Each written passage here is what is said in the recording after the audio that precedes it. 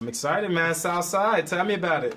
Yo, Southside is like, it's our dream. It's our baby. You know, we're both born and raised on the South Side of Chicago.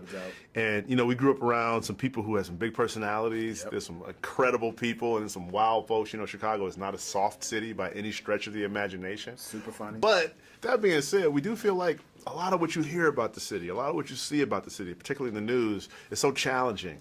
And we feel like that's a very small piece of a very big pie. And our show is like, we want to give you the rest of the pie. We want to show you that Chicago is known for being a funny place, but a lot of the times as people talk about Chicago being funny, they're talking about Ferris Bueller's Day Off, they're talking about the Blues Brothers, they're talking about Second City, downtown, exactly.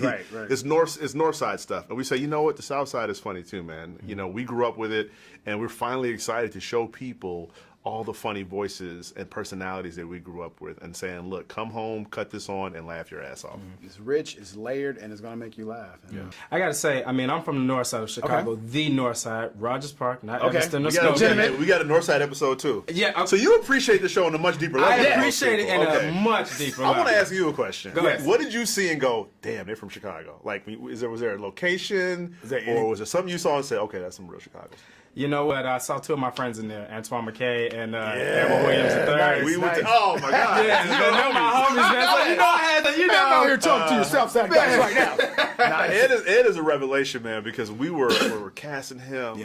You know, it was just like he just kept killing it, and it was so obvious that he was the guy. So we were very lucky to have him. And Antoine is, to us at least, he's a legend. Yeah, I was so happy. Empire. Come on, I'm so happy to have him. But you know, his comedy chops is something people don't often get to see. That's right. And Antoine's really funny. In each episode, it's very different. It tackles different topics, and two topics that really don't get talked about as much as gentrification and food deserts. You know, can you just elaborate on that in terms of how you guys came up with the topics and how you guys are using humor to shed more light on it? You know, Chicago, like I said, has a lot of challenges, but the people who live there, they don't walk around with their head down all day long. They don't walk around feeling bad for themselves. They were funny people. The minute you, not even just the South Side, but all the city of Chicago, you know, we Midwest. So people they're going to talk to you. They don't know you, they're going to get to know you. They're going to be like, hey, what's up, man? What's up with them shoes? Like, they're going to get at you. So, Give me your grandmama's shoes. Exactly. So for us, whenever we want to talk about something that's not easy, for us to be natural about it, we're going to talk about it with humor because that's how we talk about it in real life, with humor. So in terms of gentrification, as we watch like the kids who are moving into the neighborhood, the people who live there and having problems with it, we thought to ourselves, well, we don't necessarily even want to make a statement about it. We want to just have real characters go through it and then watch what they do. And I think that is the best commentary, is to watch a real reaction to it. Yeah, I would totally agree with that. I'd also like to add that it's important to show some of those challenges in Chicago, but also show how they are dealt with and how they're perceived by other individuals that are watching it, not just the people that are in it. So I hope that answers that question. But that's definitely humanizes, like, you know, we humanize the issue by having people just like, you know, be real about it. And be real about it in a way where you hear it, you're like, yeah, this is real. This is like somebody would talk to you straight up one-on-one, and not some answer that we sit around trying to figure out, like, what's the best way to do this? Like, no. And that started in the writing room. Yeah, if I could say, I think that was one of the cornerstones of this show that I fell in love with from the beginning. It was like, in the writing room, it was very, very intent on making sure not only that it was grounded, it was funny, but it giving many, many different perspectives. Okay, tell me this. Have you guys ever bought anything from Rent-A-Center? Well, I'm going to go one further than that. One of the stars of our show worked at Rent-A-Center for about, how long did he, like 5, 10 years? I want to say, no, dude, longer. I think it was like 16. So no, look, here's the thing. Rent-A-Center as a business, it's necessary, but I wouldn't call it like something that's necessarily like bringing a lot of like joy and positivity, because at the end of the day, you have people renting things that they need, and it's expensive, and you end up paying more from that way. But I know a lot of times people don't have a choice. They feel they got to have this thing in the house. What we said is, you know, rather than make this an indictment of that type of program, let's just, again, my boy actually worked there for 10 years. He plays Quincy on the show. He has real stories about working at Rent-A-Center, and a lot of what you see on the show are actually stories of stuff that he really went through.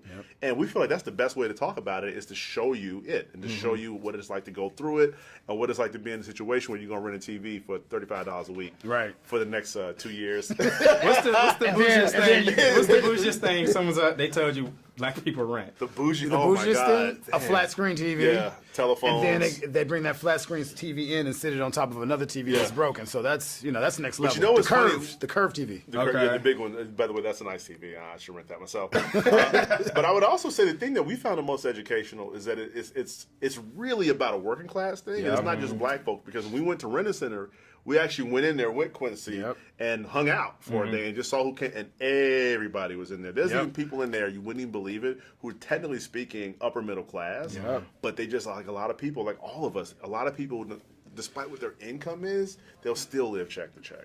So that between the kids' tuition, the mortgage, the homeowners association fees, all that, the amount of money that they actually have week to week is a lot lower than they want. So a lot of times, even if they're not necessarily from an impoverished area or a tough area, they'll still be at Rent-A-Center, and not proud about it either. Like really kind of, one of our favorite things is there was this guy on the north side who was renting something, and Quincy showed up to the door, and he was like, Can you come back, later when my neighbors are awake? Can you take your truck and move it Move around? that truck from the neighbor. I don't want anybody to know I rent for Rent-A-Center. This is a big secret. Look, I done been there a couple of times. So I know, but thank you guys so much. And it's a pleasure. All right, right on. I want to thank you guys. You guys got me booted from like a coffee shop and a library because the laughter, the first 2 episodes. I was like, why you got to start off with the beef, man?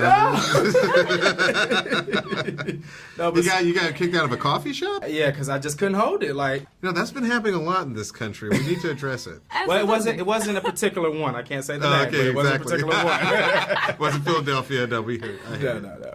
Tell me a little bit of how you just drew into your character. I took from my god sister. Like, she's just one of my favorite people ever.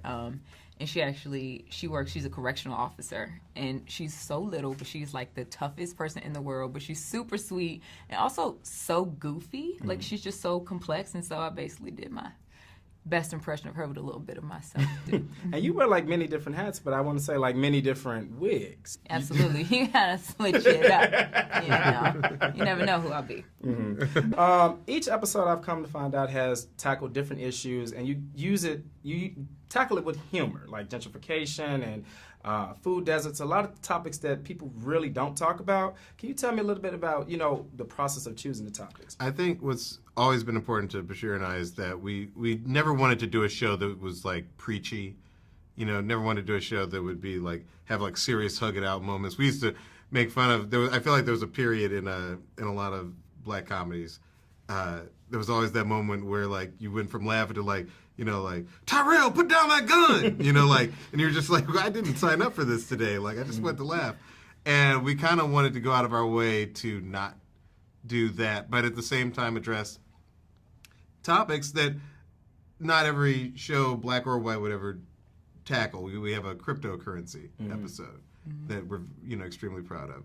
And then you have an episode where, no spoilers, but one of the characters says, there's nothing more expensive than being poor.